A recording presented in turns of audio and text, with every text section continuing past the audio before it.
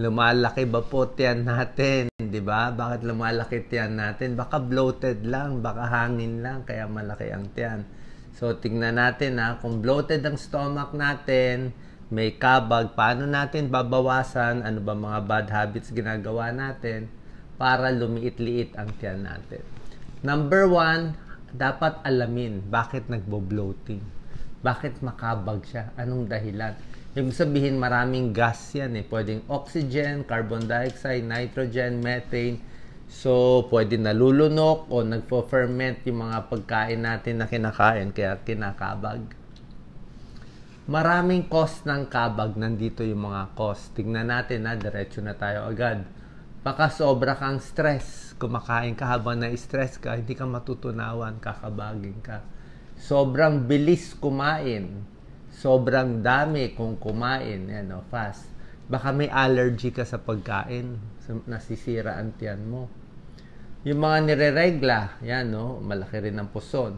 Mahilig sa oily foods, fatty foods, fast foods, mas magbo-bloat. Matagal kasi yung mga oily foods, matagal matunaw sa tiyan. May ulcer, pwede rin. May bulate, okay? May irritable bowel syndrome. Lagi ko nga tinuturo sa inyo, irritable bowel syndrome. Connected yan sa depression at nervyos. Makulo lagi yan. Laging makulo. So, ito yung mga possible causes. Bakit bloated? Tsaka, depende rin sa kinakain natin. Tingnan nyo po. So, kanya-kanyang tao, iba-iba yung katawan. Kung saan kayo nabo-bloat, pag yun ang kinain nyo, titigilan nyo. Siyempre, mabobloat ka sa soft drinks, di ba? Carbonated yan daming bula. O habang kumakain, salita ng salita, o very stressed, mabobloat ka rin yan. Sugars, alcohol, fructose, yan. Isa rin pong cause ng bloating, lactose intolerance. Actually, meron akong lactose intolerance. Pag tumatanda tayo, hindi na tayo makainom ng gatas, ice cream, ano pa ba? Basta lahat ng may milk products, yung mga muffin na may milk, o kahit anong luto, yung mga spaghetti na may white sauce, na may full cream milk, magtatae agad yan. At isang sintomas ng lactose intolerance, makabag, makulo ang tiyan. Alam nyo, ano pa isang sintomas? Headache. May headache ng lactose intolerance. So, kung ito problema kaya bloating, iwas tayo. Pwede mga almond milk. Lactose intolerance, ito po, milk, ice cream, chocolate. Kung milk chocolate, yan ang makabag, nagtatae, stomach ache. Isa rin nagkakos ng bloating kung constipated tayo, di ba? Kung ang tigas-tigas ng dumi, every 4 days bago dudumi, lalaki talaga ang tiyan mo. Kaya dapat lakad-lakad yan. More fluid intake, may fiber, lakad-lakad para gumalaw yung bituka. Constipation, kailangan maraming tubig iinumin, more fiber, wag masyado maraming dairy. May gamot na may gamot po na nagpapa-constipate, mga nadidepress, kulang sa exercise, at yung laxative abuse, yung mahilig na mga pang-diet, pang-papayat. Ang problema sa laxative abuse, pag uminom ka nito, oo nga, makakadumi ka. Kaya lang, pag dumi mo naman, ang gagawin ng katawan, pipigilan niya yung paggalaw ng intestines mo. Mako-constipate ka. Magiging dependent ka sa mga pampapayat. Hindi po maganda yan. Ito po, bago to FODMAP diet. Okay? Ayon sa pag-aaral, itong FODMAP diet, 85% mawawala yung sintomas mo ng bloating at sakit ng tiyan kung babawasan mo itong code name nilang FODMAP. Fermentable oligosaccharides, disaccharides, monosaccharides, and polyols. So, itong mga short-chain carbohydrates, ito yung mga pagkain na nakagawa ng hangin, ng gas. Oo, medyo mahirap to. Ito yung mga pwede, ito yung mga iiwasan. Pero depende pa rin sa tao. Ito general lang to.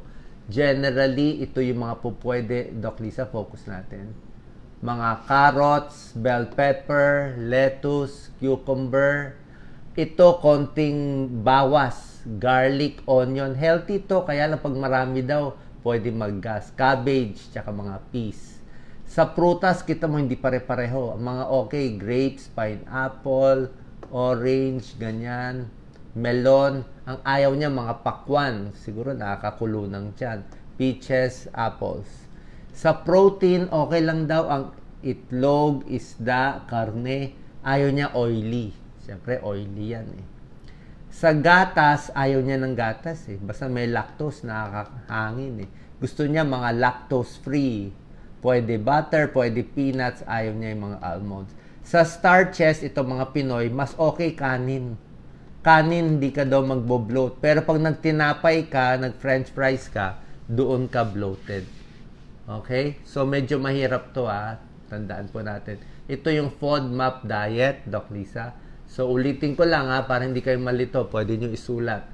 Sa avoid na babawasan, baka ito cause, kaya laging makabag, laging mahangin ang tiyan mo. Pag tinampik-tampik mo, maramdaman mo naman, makabag yan eh. Dairy, gatas, yogurt, ice cream na basta may milk, tinapay, lahat ng klaseng tinapay, mas nakaka-bloat, mga beans, yung gulay, depende. Sa fruits, meron lang mga fruits na nakaka-bloat.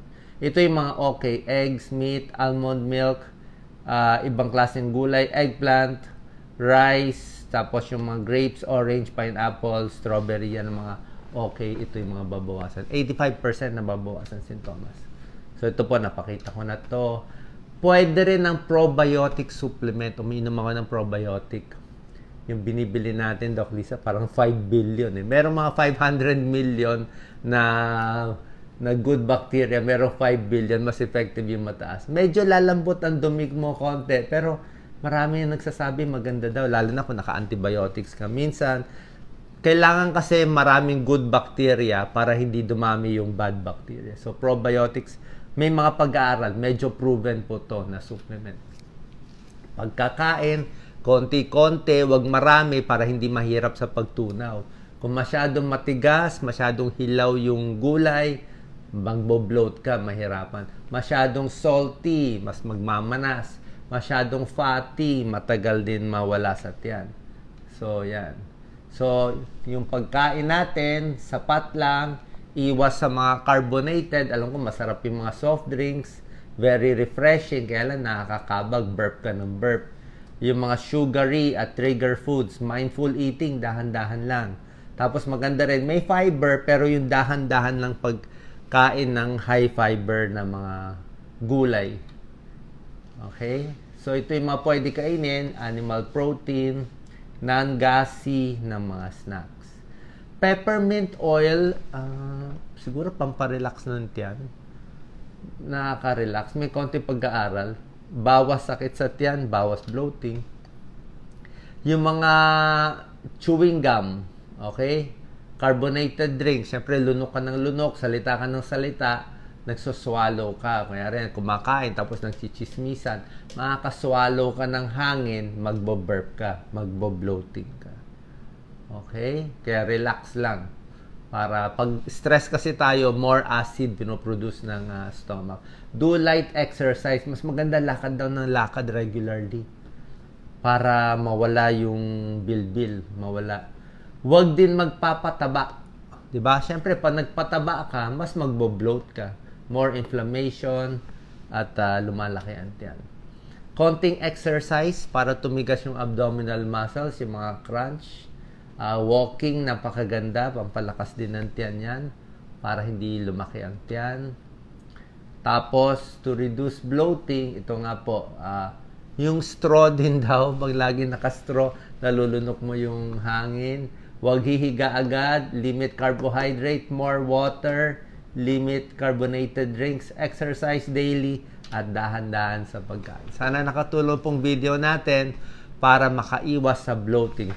Sa akin, more walking eh. Lakad lang ng lakad, kahit papano, utot ng utot, di ba? Lakad ka ng lakad, maganda yung bowel movement mo, everyday dudumi ka, matatanggal yung hangin sa tiyan. Salamat po.